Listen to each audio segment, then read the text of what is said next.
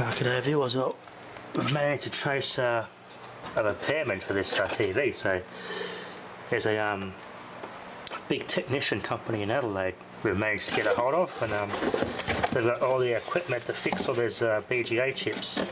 So that's going to be awesome. Just wait for the owner to get back to me and I'll repack this bit better. He's going to do that and he'll send it off to Adelaide to be refurbished, hopefully. So it's going to be awesome to have this thing fixed finally.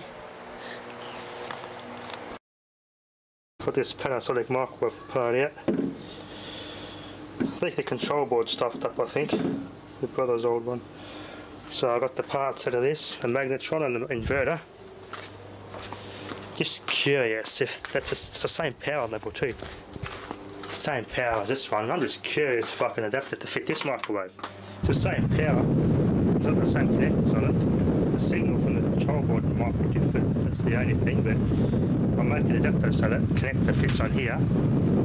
That just plugs in the magnetron, and that's earthed differently, and then just make it a plastic base for it. It's actually got a flyback transformer. This is an older one, mind you, not a newer one. The newer ones are more like this style of flyback transformer. You can actually wind a primary on here and just ZVS drive it. So you got the filament winding here, and over here you got the higher voltage fine wire, which, yeah, the high voltage part. This bit here is just the filament winding. Well, that's just to replace the mod. There is a hack somewhere on YouTube to drive one of these. It plugs in here and it generates, emulates the control board. I think it generates some sort of a square wave signal or something that goes in here, and that runs this. It's safe to interact with this because it's going straight to an optocoupler. So it's just got two optocouplers and another little board here before it gets to the high voltage part. So this part of the board is safe to play with. You just need to find something, even an Arduino or something. There's something online somewhere to drive, and you'd have to drive this. I reckon an Arduino could drive one of these. I mean, it's got, as I said, it's got the optocoupler there, which protects you from that input. So it's got protection for things like that. I'm going to try and see if the Panasonic magnetron fits, just to see out of curiosity, but I'm pretty sure it is the inverter because I tested this. It aimed up fine, it aimed up between the shell and both of those terminals. There's no shorts or anything, so it's pretty sure that one is alright. Just got to adapt the inverter to fit. So that connector there will have to go in place of, these are the mains connectors here which went from the door. Yeah, the door ones are here, so these will have to go here, which came off the door of the Panasonic one. And that goes in a magnetron, and these three here will have to adapt that connector to here. So I have to cut the white cord off the Panasonic one and just solder it onto this one, I think. I've got an orange, white and blue. I've got to figure out the combination, if it's the same or not. I think the colour code might be different, so I've got to work that out. But if it works off this inverter and this microwave, then it'll be something I've never known before. If you also, the camera just took a shit again. Bloody control data errors of their cameras, bloody hell. What I was saying was, out of curiosity, so I was trying to know, is there some sort of a signal that these things need specific to a particular make and model of microwave to run these inverters? Or are these universal? I mean, it looks quite a straightforward. I just got to change the connector so it clicks in on the board there. So this fits in it. Could be wrong, but we'll see. These are also Sharp brand optocouplers. But the Sharp inverter has a generic one, oddly enough. Most manufacturers might use their own stuff that other manufacturers would use. Yeah, anyway. Let's see, if there's actually anything that requires a certain control board for a certain model inverter for a certain model microwave. I want to see. This is a 1200 watt microwave, by the way. This was out of an 1100 watt Panasonic. Might be a bit of a barrier there, but we'll see just out of curiosity. I'll adapt this and see if it actually works. It may not, but there might be something on this chip here, I reckon too, that might communicate with the original control board. That's probably where the bottleneck is here. I can probably get this on eBay, they are pretty cheap. They're not that expensive anyway, these inverters, but I just want to see if this one works. I'm having a bit of a little bit of a doubt, but you never know. There's 3 pins here. Goes through 2 uplink couplers on this one. Then it communicates with something on this board up here, that chip. Now that chip may, yeah, let's see. I'll just see out of curiosity, see if this wires up, because that chip might actually communicate specifically with the Panasonic's control board for this inverter. But we'll see.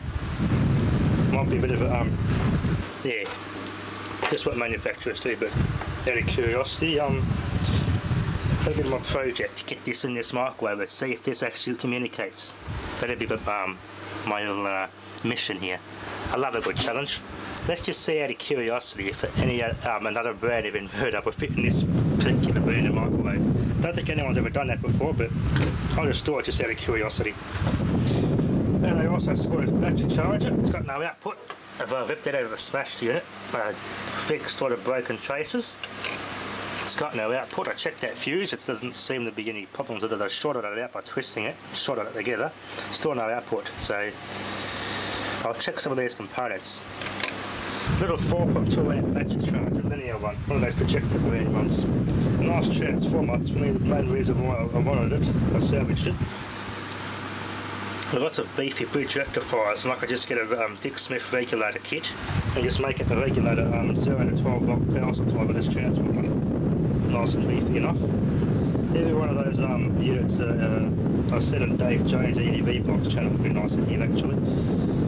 0 to, I think it's 32 volt, but I'm not going to step up much because I need a bigger higher voltage transformer to get the higher voltages, but for bench lower voltages below 12, this would be perfect. There's plenty of current for that. Get one of those 5 amp model ones. This would be perfect for that, I reckon. I've got other transformers in my stash at 30 volts and everything, but not enough current for what I need. I use it for something else. I also got this off my mate, a HTC charger. Cracked it open just to see how it would fail. The fuses, I think I've checked that it might be fine. But why it failed, there's a little resistor here that's burnt. Interesting. Power goes through here, so it's through one of the button there on the main side, half of the rectifier. So that's interesting. That's burnt about it's failed. Interesting to tear things down and see how they fail. I might even try and fix that just for the hell of it. Practice my surface mount resoldering skills. I want to buy a tip kit for this soldering iron to do some surface mount work. I also grabbed a nice vintage ring grip power point too. Oh, look at that. Beautiful old thing. That is quality. Good old ring grip. 250 volt, 10 amp. Now that is how you're supposed to have a power point. That's how power points should be. Not this frickin' Chinese rubbish. I've also grabbed a controller unit for a sewage recycling system. They're going to scab parts off. Quite expensive in its day, I think. Where did I put that?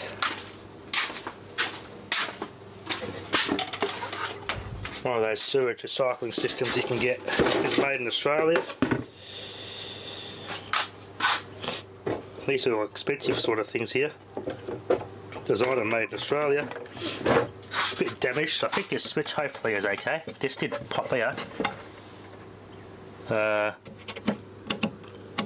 it's okay. The contacts are intact. That's alright. Then it's such a simple little switch. That's okay. I can fix that. Goes that way. I'm going to press that. Momentarily shorts those 2 forks out in there and those contacts. I can fix that. That's a nice tactile button. Let's see. It's got a check RCD, MCB, 16 amp, fuse, mono pump 2010. Flashing light. There's a button, a beeper there. It beeps. An alarm. I'll it's got a schematic in here. It's kind of interesting, so I grabbed it. Show it's been damaged. Would have been a nice control box. Got a DIN rail on it. I'm going to salvage all that. I need some good DIN rail. So it's these things are handy too. I've asked around for more electrical work. The other guy I eventually got in contact with, it's about an hour away from here. He's a bit quiet at the moment, but he's getting a lot of quotes and a lot of jobs coming up, and he's expanding his business, so he's got possibly going to start put me on trial for a week, and if he sees I'm really good, I'm definitely signed up. So it's a little bit quiet at the moment, so I just got to be keep on him.